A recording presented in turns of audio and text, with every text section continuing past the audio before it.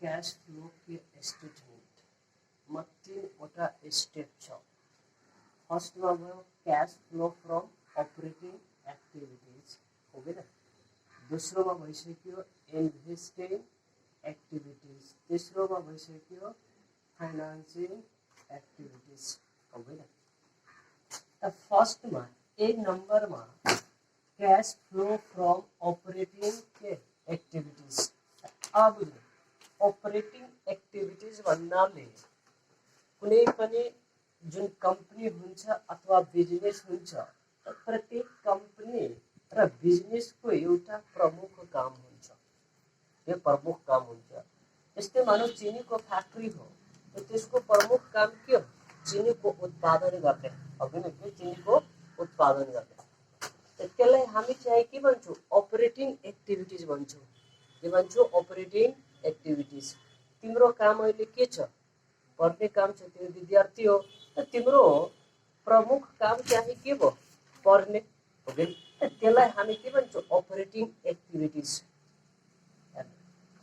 Operating activities भित्र तिमीलाई सबभन्दा पहिला के दिएको छ? Cash sales and collection from debtors. Cash sales and collection from debtors. हेर्ने के भन्छ? कुनै पनि वस्तुको बिक्री कि त क्याशमा हुने हो कि त क्रेडिटमा हुने हो। कुनै पनि वस्तुको बिक्री कि त क्याशमा हुन्छ कि त क्रेडिटमा हुन्छ। त क्याशमा यदि हामीले बेच्यो त त्यसलाई हामी के भन्छौँ? सेल्स भन्छौँ। यो जुन सेल्स दिएको हुन्छ क्वेसनमा, यो सेल्स भनेको कुन सेल्स हो? Cash sale. हामीले पैसा पाए र उसलाई चाहिँ सामान दिए, हो कि न? र त्यसपछि यसको हेडिङ के छ? Collection from debtors. हेर्ने जब कुनै पनि वस्तुको बिक्री यदि उधारोमा हुन्छ नि, उधारोमा हुन्छ, त त्यो मान्छेले हामीलाई पैसा दिएको हुन्छ त हुँदैन। अब त्यो मान्छेबाट हामीलाई पैसा लिनु पर्ने हो, त्यसलाई हामी के भन्छौँ? डेब्टर्स भन्छौँ। के भन्छौँ? डेब्टर्स। अब उधारोमा सामान बेच्छ, त्यहाँनिर के भन्छ? बिजनेसले बिल बनाएर दिन्छ कि दिँदैन? बिल बनाएर दिन्छ। अब त्यो बिलमाथि जुन पैसा बाँकी हो, त्यो पैसा आज न भोलि चाहिँ हामीले प्राप्त गर्नुपर्ने छ, जसलाई हामी के भन्छौँ? बिल रिसिसेबल भन्छौँ। के भन्छौँ? बिल रिसिसेबल। के भन्छ? डेब्टर्स भइसक्यो, बिल रिसिसेबल भइसक्यो, अकाउन्ट रिसिसेबल भइसक्यो, हो कि न? अकाउन्ट रिसिसेबल। अब सामान बेच्दाखेरि हामीले डिस्काउन्ट दिने हो, छुट दिने हो। यदि डिस्काउन्ट एलाउड छ भने त्यो डिस्काउन्ट अलाउड पनि हामीले कहाँनिर लेख्ने हो? यस हेडिङ अन्तर्गत हुन्। यो हेडिङ अन्तर्गत। अर्कोमा के भन्छ? यदि हामी सामान बेच्छौँ भने, त्यो सामान यदि हामी उधारोमा बेच्छौँ भने, अब मानौ 5000 को सामान तिमीले कसैलाई उधारमा बेचेको, अब त्यो मान्छेले हामीलाई 4000 रुपियाँ मात्र दियो। कति रुपियाँ दियो? 4000। 1000 उसले चाहिँ दिएन। दिएन त 1000 पैसा जुन दिँदैन त्यसलाई हामी के भन्छौँ? ब्याड डेब्ट। के भन्छौँ?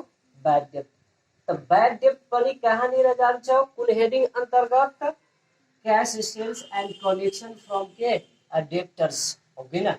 अब ब्याड डेब्ट छ भने त्यहाँनिर प्रोभिजन फर ब्याड डेब्ट हुन्छ। ब्याड डेब्ट छ भने त्यहाँनिर के हुन्छ? प्रोभिजन फर ब्याड डेब्ट। अब प्रोभिजन फर ब्याड डेब्ट इन्क्रिज छ कि डिक्रिज छ? त अब तिमी स्पष्ट के हुने? यो फर्स्ट हेडिङमा cash sales and collection from के डेब्टर्स, यसभित्र कुन कुन आइटमहरू चाहिँ लेखिन्छ त? सबभन्दा पहिला सेल्स।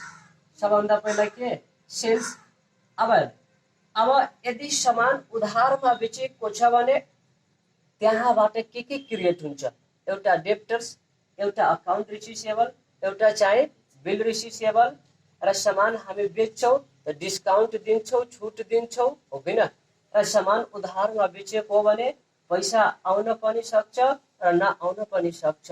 त ब्याड डेब्ट र प्रोभिजन फर ब्याड डेब्ट यो सबै के भित्र परिसक्यो?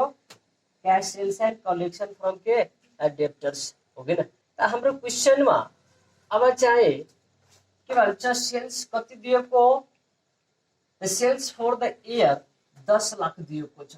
यहाँ हामी के लेख्छौं, सेल्स, सेल्स कति दियो 10 लाख, कति दिएको 10 लाख। अब सेल्स लेखिसकेपछि हामीले के खोज्नु पर्यो, डेप्टर्स खोज्नु पर्यो, अकाउन्ट रिसिभेबल खोज्नु पर्यो, बिल रिसिभेबल खोज्नु पर्यो, त्यसपछि बुक डेप्ट पनि हामी के भन्छौं बुक डेप्ट खोज्नु पर्यो, त्यसपछि डिस्काउन्ट एलाउड खोज्नु पर्यो, त्यसपछि प्रोभिजन फर ब्याड डेप्ट खोज्नु पर्यो र त्यसपछि चाहिँ के भन्छ डिस्काउन्ट अलाउड खोज्नु पर्यो अथवा ब्याड डेप्ट खोज्नु पर्यो। त्यो फर्स्ट हेडिङ भित्र यति कुरा चाहिँ हामीले खोज्नु पर्ने हुन्छ। हाम्रो क्वेशनमा सेल्स कति दिएको 10 लाख रुपैयाँ दिएको छ।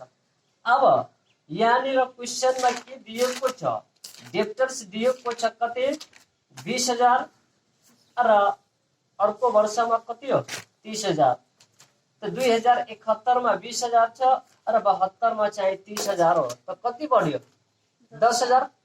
तो इंक्रीज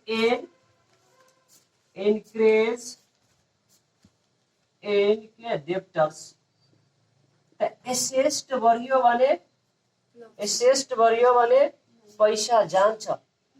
एसेस्ट बढ्नुको अर्थ हामीले कुनै सामान खरिदेको पैसा के हुन्छ जान्छ, माइनस हुन्छ। त कति पैसा गयो 10,000, त माइनस कति 10,000।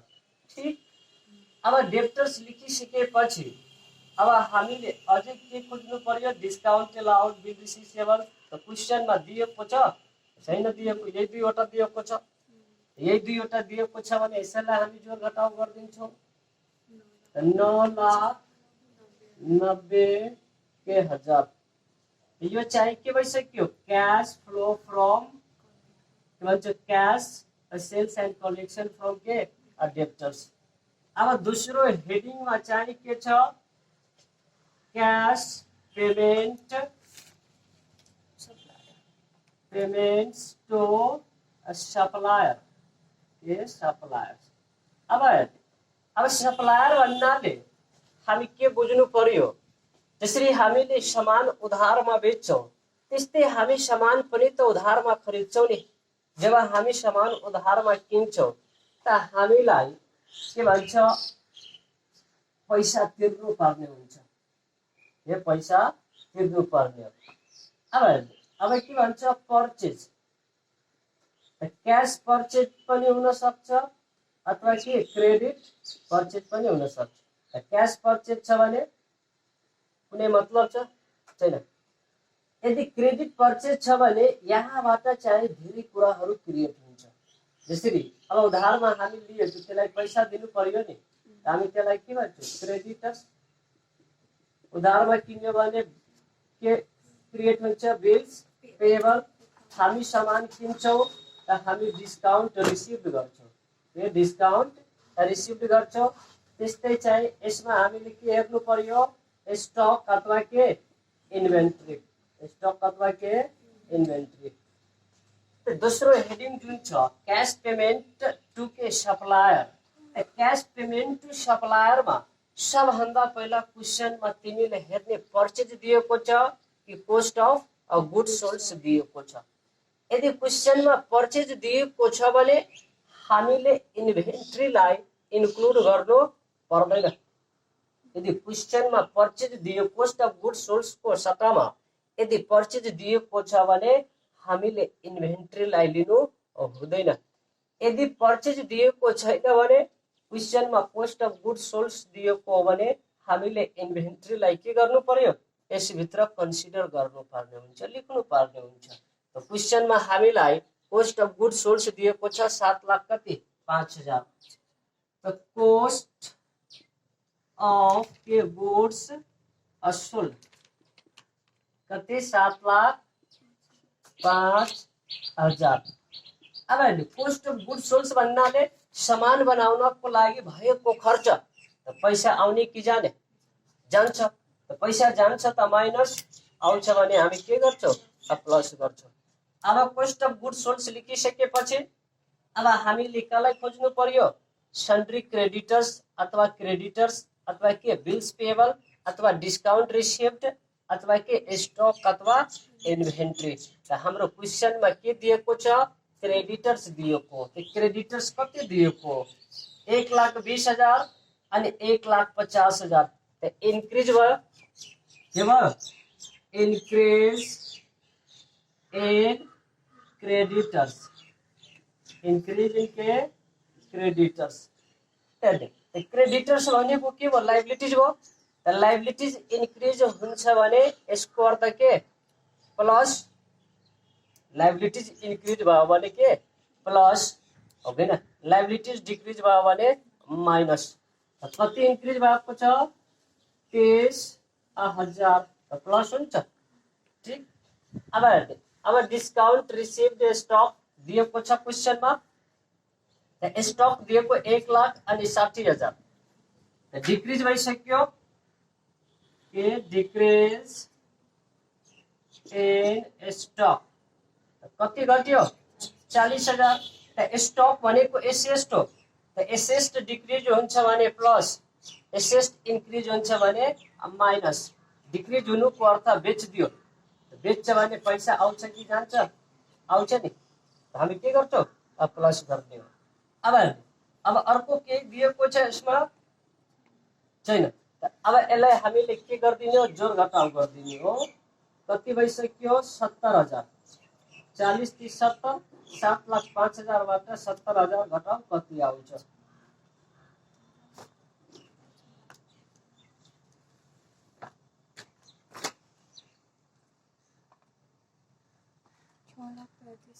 6,35,000।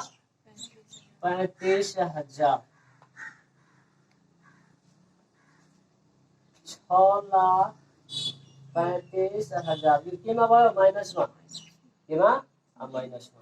ठीक छ। अब तेस्रो हेडिङ भित्र के दिएको छ, अब तेस्रो हेडिङमा के छ, payment to employees and other operating expenses,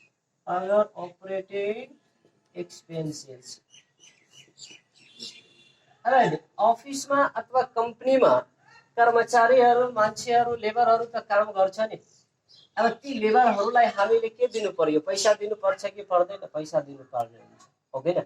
अब त्यस्तै के भन्छ, अफिसमा अथवा कम्पनीमा अफिस चलाउनको लागि, कम्पनी चलाउनको लागि, सामानको बिक्री तथा वितरण गर्नको लागि खर्चहरू त भइराखेको हुन्छ नि। जसलाई हामी अफिस चलाउनको लागि भएको खर्चलाई एडमिनिस्ट्रेटिभ अफिस एन्ड के एडमिनिस्ट्रेटिभ एक्सपेन्स, सेलिङ एन्ड के डिस्ट्रिब्युसन एक्सपेन्स, यो सबै चाहिँ यसभित्र हामीले के गर्नुपर्ने हो, लेख्नुपर्ने हो। ठीक छ। अब क्वेशनमा हामीले हेर्नु पर्यो कि यस हेडिङ भित्र के दिएको छ त। अब अपरेटिङ एक्सपेन्स दिएको छ, कति, अपरेटिङ एक्सपेन्सेस 2,25,000 खर्च हुन्छ। त पैसा आउने कि जाने, माइनस। अब अर्को चाहिँ के दिएको, त अब यहाँ जति पनि एक्सपेन्सेस आउटस्ट्यान्डिङ हुन्छ अथवा प्रिपेड हुन्छ सबै चाहिँ यसभित्र लेख्नु पर्ने हो। Expenses due, prepaid expenses due कति छ, 10,000 अनि कति भइसक्यो, 5,000। त डिक्रिज इन एक्सपेन्सेस के ड्यू। अब एक्सपेन्सेस ड्यू के भयो, लाइबिलिटीज त भयो नि। एक्सपेन्सेस ड्यू के भयो, लाइबिलिटीज भयो। लाइबिलिटीज डिक्रिज भयो भने हामी के गर्छौँ, माइनस। त 5,000 के माइनस। अब प्रिपेड कति दिएको छ, 5,000 र 10,000। त इन्क्रिज भइसक्यो, इन्क्रिज इन प्रिपेड एक्सपेन्सेस। त इन्क्रिज, अब प्रिपेड एक्सपेन्स के छ, एसेस्ट छ। एसेस्ट इन्क्रिज हुन्छ भने के, माइनस। त कतिले इन्क्रिज भएको, 5,000 ले। त कति भयो, अब यो सबैलाई यहाँ जोडघटाउ गर्ने 3 टे माइनस के हुन्छ जुट्छ 5 5 10 अब 25 35 2,35,000 के अब माइनस भइसक्यो अब माइनस। अब नेक्स्ट हेडिङ के छ payment of interest and tax liabilities increase हुन्छ भने प्लस हुन्छ पेमेन्ट अफ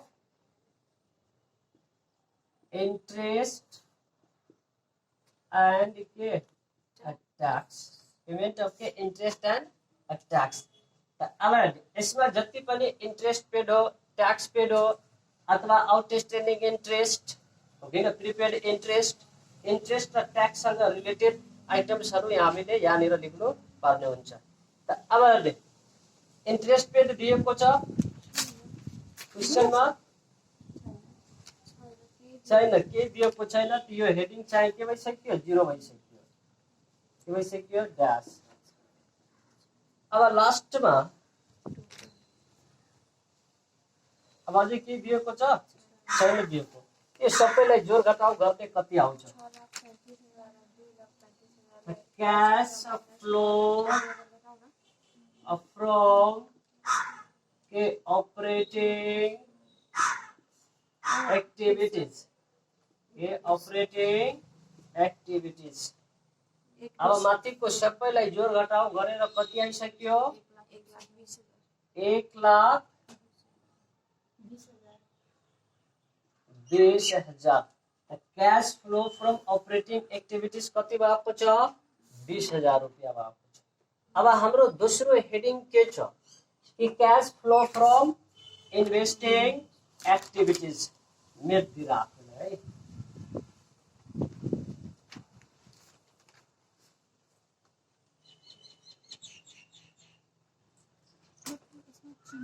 अब दोस्रो हेडिङमा हेर्ने यहाँनिर के भनिरहेको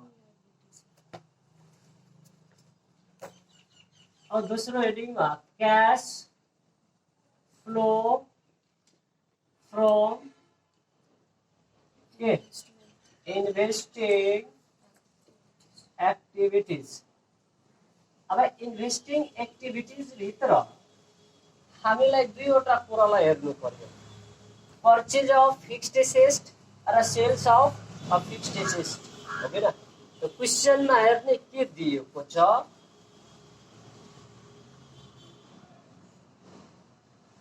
पर्चेज अफ मेसिनरी कति दिएको the machinery are purchased ये machinery purchased 1,20,000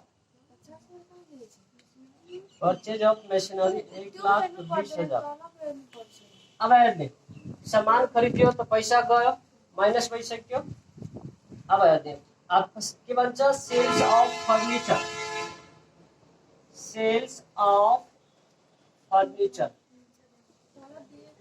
फर्निचर कति गयो सेल्स अफ फर्निचर कति छ 20,000 पैसा आयो। अब अझै केही यसभित्र जान्छ त जाँदैन दुवैलाई जोड घटाउ गर्ने कति आउँछ 1,00,000 minus cash flow from investing activities कति भइसक्यो 1,00,000। अब तेस्रो हेडिङ के छ cash flow from financing activities The financing activities ma issue of share capital, issue of debenture, long term loan taken र त्यससँग रिलेटेड के पेमेन्ट अथवा रिडेम्पसन र लास्टमा एउटा के हुन्छ पेमेन्ट अफ डिभिडेन्ड।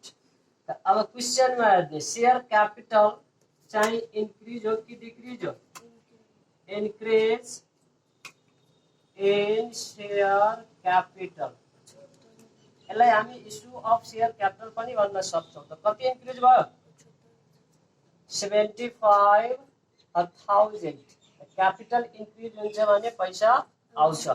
अब लोन छ 1,00,000 र भइसक्यो 60,000 डिक्रिज इन के लोन तो पैसा कही सकियो कते 40,000 माइनस त्यसपछि अब लास्ट में डिविडेंड पेड कति दिएको 45,000 डिविडेंड पेड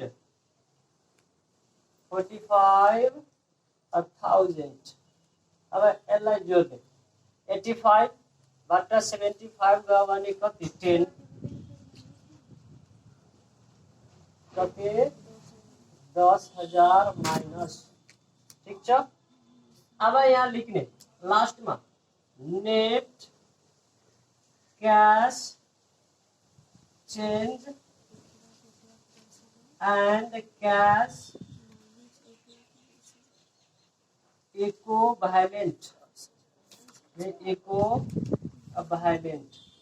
ए प्लस बी प्लस के C cash flow from operating activities कति आओ 1,20,000 माइनस 1,10,000 तो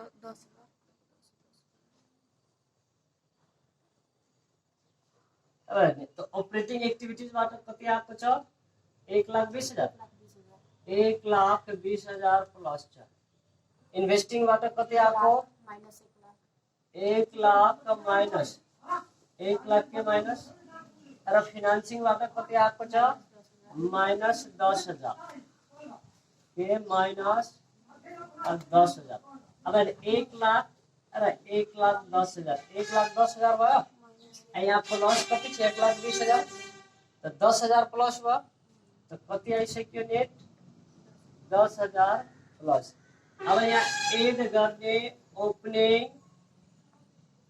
कैश बैलेंस एड के ओपनिंग कैश बैलेंस तो कति दिएको क्वेश्चन में कैश बैलेंस 80,000 अब जोडेपछि कति आउँछ 90,000 यो के भइसक्यो क्लोजिङ क्याश बैलेंस।